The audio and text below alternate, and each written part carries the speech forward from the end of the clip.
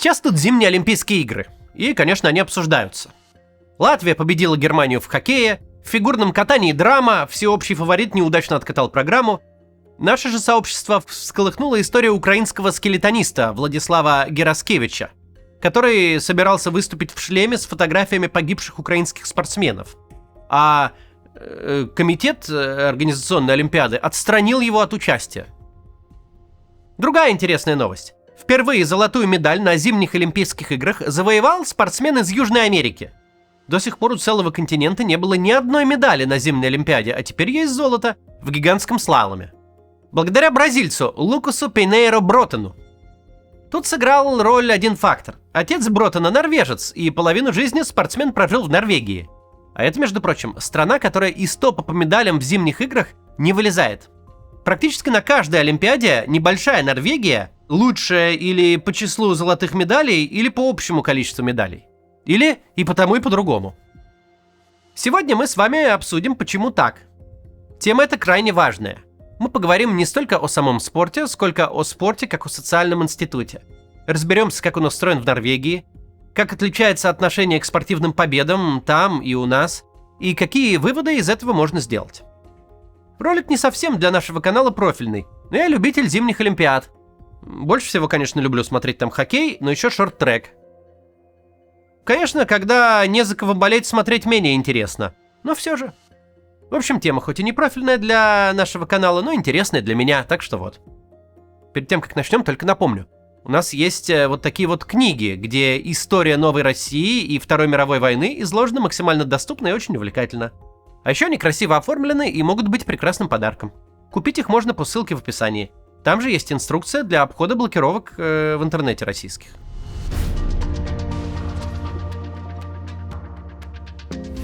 На этой Олимпиаде у Норвегии на момент записи ролика 28 медалей, из них 12 золотые. На втором месте Италия, в которой проводится Олимпиада. У них 8 золотых медалей. На третьем США, они взяли золото 6 раз. Лидерство Норвегии в зимних Олимпиадах штука настолько привычная, что никто эту новость особенно не обсуждает. А стоило бы. Норвегия очень маленькая страна с населением чуть больше 5,5 миллионов человек. Она по населению меньше США в 60 раз. А медалей при этом берет вдвое больше. Часто этот феномен объясняют тем, что Норвегия страна, мол, северная. Конечно, они лучше справляются с зимними видами спорта. Но можно сравнить их с другими северными странами, например, с Канадой, которая больше Норвегии почти в 8 раз. Но медалей сейчас у них всего 11. Соседи Норвегии по Скандинавии, например, шведы, тоже более чем в 2 раза отстают, хотя по населению Швеция в 2 раза больше. В общем, дело не в географии и не в размере тут. Так в чем же?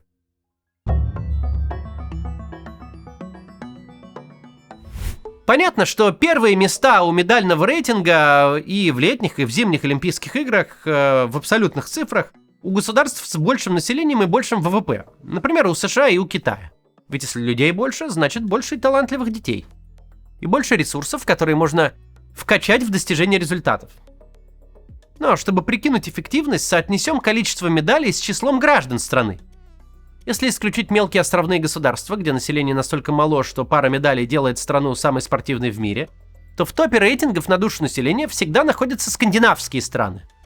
Из остальных участников рейтинга самая необычная в спортивном смысле Ямайка. С ее формулы успеха мы и начнем. Ямайцы в Олимпийских играх делают упор почти исключительно на одну дисциплину – на беги на короткие дистанции. В этом они исключительно хороши. Не проходит ни одной летней Олимпиады, чтобы медаль на 100, 200 или 400 метров не взял представитель Ямайки. И дело здесь не в генетической предрасположенности, а в том, что спринт в этой стране – социальный лифт для детей.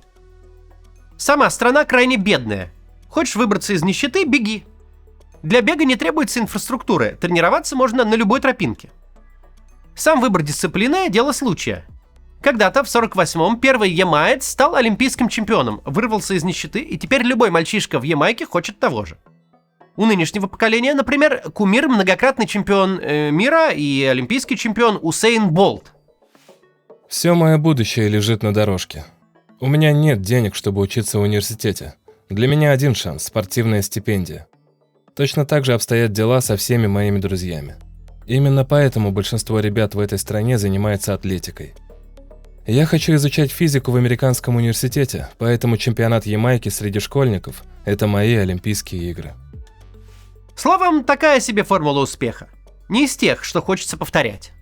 А вот с Финляндией и Скандинавией дело другое. Поговорим об этом после рекламы.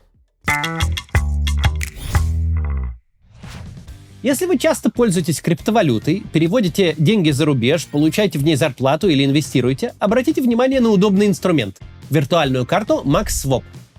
С ее помощью можно в пару нажатий перевести криптовалюту в фиатные деньги на карте, которая будет работать как обычная банковская зарубежная карта.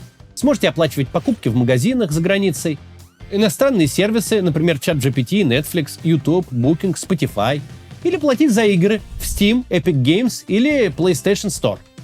Карта эта полностью виртуальная, подключается как к Apple, так и к Google Play. Решение это более доступное, чем оформление зарубежных банковских карт. Выпускается карта в Telegram или в отдельном приложении, что вам будет удобно. Достаточно создать там свой криптокошелек, пополнить криптовалютой и сможете тратить ее как обычные деньги. Активация моментальная, прям в тот же день сможете пользоваться. При этом у MaxSwap довольно большие лимиты на пополнение и траты, а средства зачисляются очень быстро. Наша редакция эту карту протестировала в Европе. Все работает. Поддержку у MaxSwap мы тоже протестировали. Она живая и старается сразу вникнуть в ситуацию. Очень дружелюбный сервис. И еще есть реферальная программа. Можно посоветовать сервис друзьям, дать им ссылку, полученную через менеджера, и получать процент с их трат. А если вы напишете в поддержку промокод CATS, то 50% от стоимости карты еще и вернется к вам на баланс. Переходите по ссылке в описании и получите карту, которая будет работать за границей. Продолжим. Финляндия, Дания, Швеция и Норвегия отличаются не только от бедной Ямайки, но и от богатых стран вроде США. Это страны с низким неравенством в обществе, с высоким уровнем доверия к институтам и между гражданами. Это благополучные страны, которым не нужно ничего никому доказывать. Спорт здесь не способ вырваться из нищеты, не национальная гордость от превосходства над другими странами. Экономика, уровень жизни, устройство общества и так отличные поводы быть собой довольными. Что в корне меняет подход к спорту, в том числе к спорту высоких достижений. И Норвегия тут самый наглядный пример. В Норвегии спорт – часть обычной жизни. Ребенок в детстве встает на лыжи не потому, что собирается стать чемпионом, а потому что на летних лыжах на колесах проще до школы добираться, например. Ну или можно погонять с друзьями на выходных. На лыжах в Норвегии катаются примерно все. Такая массовость создает огромную базу для формирования чемпионов. Но спортивная система не торопится этот потенциал начинать реализовывать. Никто не считает, что нужно среди шестилеток найти самых способных и сразу отправить тренироваться. Этих в лыжники, тех в конькобежцы, создать для них конкурентную среду и все время отбирать лучших из лучших. В Норвегии все ровно наоборот. Из детского спорта лет до 12-13 конкуренция исключена полностью. Образовательной и спортивной системам страны важно увлечь детей спортом, чтобы те сделали его частью своей жизни. Не ради чемпионатов, но ради здоровья и общей вовлеченности в культурный фон. А еще снижение конкуренции в детском возрасте снижает вероятность выгорания спортсменов в будущем. И к тому же талант некоторых детей может раскрыться позже обычного. Во многих дисциплинах до 12-13 лет вообще запрещено вести счет забитым голам или вывешивать список, кто быстрее пробежал или лучше выполнил программу. Прям вот просто вот играют в хоккей, а счет не считают. Отдельный момент. Спорт доступен всем детям. Если родители не могут позволить себе экипировку, плату за секции, участие в соревнованиях, поможет школа, спортивная федерация или государство. Словом, в Норвегии вокруг спорта сформирована максимально нетоксичная, вовлекающая среда. Давайте теперь посмотрим, как она устроена. Это важно, ведь если доверить создание такой среды всецело государству, велик шанс получить систему, как в России, где посоревноваться с другими государствами – это самоцель. В таких системах у спортивных чиновников появляется KPI – план по медалям, и система начинает с раннего возраста пушить детей в чемпионы любой ценой. Мы уже разбирали с вами, как это происходит в России в ролике про фигурное катание и тренера Тутберидзе. Коротко говоря, если государству любой ценой нужны медали, система начинает принуждать детей к выступлениям и тренировкам с риском для здоровья.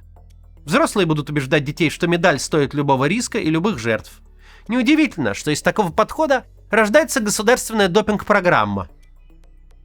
Но что будет, если оставить спорт чисто для рынка? Так было, например, в Штатах. Там сложилась очень сложная система. Некоторые виды спорта организуются университетами, другие – клубами и федерациями, участие в которых, особенно на первых порах, стоит серьезных денег, и дети из бедных семей просто не могут заниматься спортом. Те же, кто реализует шанс на спортивную карьеру, все время находятся под давлением, от них ждут результатов и отдачи от вложенных инвестиций. Типичные США. В норвежском же спорте клубы и федерации являются общественными организациями. Государство их финансирует, но не управляет. Тут все в руках самих спортсменов, тренеров, учителей и родителей. Норвегия концентрируется больше на зимних видах спорта. Швеция, Дания и Финляндия также успешны и в легкой атлетике, в плавании, в борьбе, в велоспорте, в гребле. Подход и структура там те же. Ставку делают не на медали, не на олимпиады, а на массовый спорт, на развитие детей и на удовольствие от физической активности. Ни одна из этих стран не строит спортивную стратегию вокруг обязательного лидерства в медальном зачете. Медалям, конечно, рады, но они не являются политической целью, их не добиваются любой ценой, за счет здоровья подростков тем более. Они сами получаются, просто потому что множество людей увлечены спортом.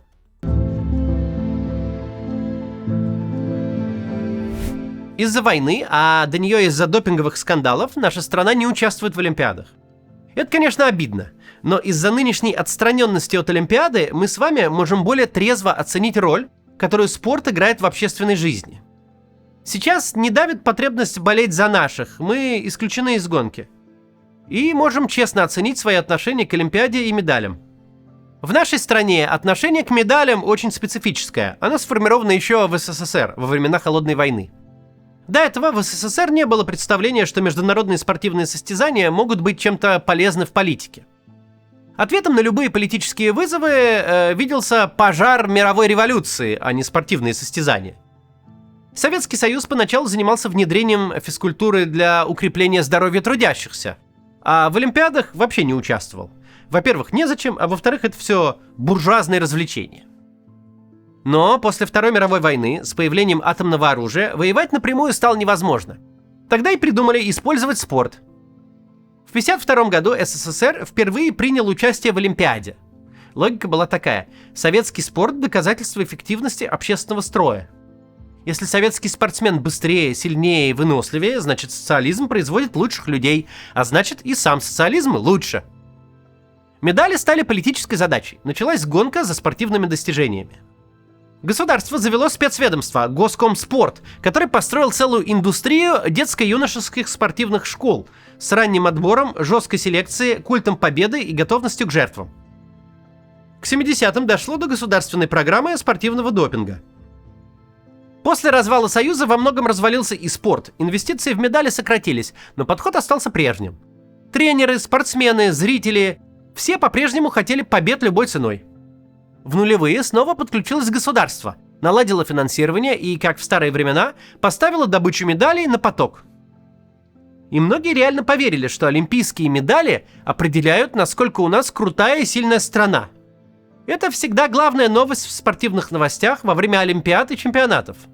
На первом ли мы месте в медальном зачете? Или, может быть, уступили США, Китаю или Германии? Очень многие россияне по-прежнему следят за допущенными к соревнованиям россиянами. Их мало, и тем больше к ним внимания. Эта фиксация на медалях, потребность в гордости за свою страну через вот такие вот вещи получил даже специальное название – компенсаторный национализм. Мы все 100 раз с ним сталкивались. Со словом «зато». Зато мы делаем ракеты, перекрываем Енисей, и снова в области балета мы впереди планеты всей. А еще в области фигурного катания, хоккея и художественной гимнастики. Но стоит понимать, от чего именно нас отвлекает это «зато». Речь не о выборе или то, или другое. Можно жить в хорошей стране, с хорошей медициной, с отличным образованием, со свободным интернетом и безо всякой госсистемы иметь золотых медалистов, как Норвегия. Я вовсе не против спортивных побед, в том числе побед нашей страны. Я очень даже за. Когда-нибудь в России сменится власть, закончится война, уйдет в прошлое риторика осажденной крепости, и мы снова станем частью большого мира, не угрожая соседним странам. В какой-то момент наша сборная снова начнет участвовать в Олимпийских играх под российским флагом и побеждать. И я надеюсь, что тогда наша спортивная система будет устроена иначе. Цель ее будет не в том, чтобы ковать чемпионов любой ценой, а в том, чтобы создавать условия, чтобы чемпионом мог стать каждый. А все остальные просто хорошо проводили время и улучшали свое здоровье. Особенно дети. До завтра. Сижу я, братцы, как-то с африканцем, а он, представьте, мне и говорит: в России, дескать, холодно купаться, поэтому здесь неприглядный вид. Зато, говорю, мы делаем ракеты и перекрыли Енисей, а также в области по лету мы впереди, говорю, планеты всей, мы впереди планеты всей. Потом мы с ним ударили по 300, а он, представьте, мне говорит: в российских селах не танцуют твист, поэтому, дескать, здесь неприглядный вид. Зато, говорю, мы делаем ракеты и перекрыли Енисей, а также в области по лету мы впереди, говорю, планеты всей, мы впереди планеты всей. Потом залили это все шампанским. Он говорит: вообще ты кто таков? Я, говорит, наследник африканский. Я говорю: технолог Петухов. Вот я, говорю, и делаю ракеты, перекрываю Енисей, а также в области по лету я впереди, говорю, планеты всей, я впереди планеты всей. Проникся, говорит, он лучшим чувством. Открой, говорит, весь главный ваш секрет. Пожалуйста, говорю, советское искусство в наш век, говорю, сильнее всех ракет. Но все же, говорю, мы делаем ракеты, извини, и перекрыли Енисей, а также в области по лету мы впереди, говорю, планеты всей, мы впереди планеты всей.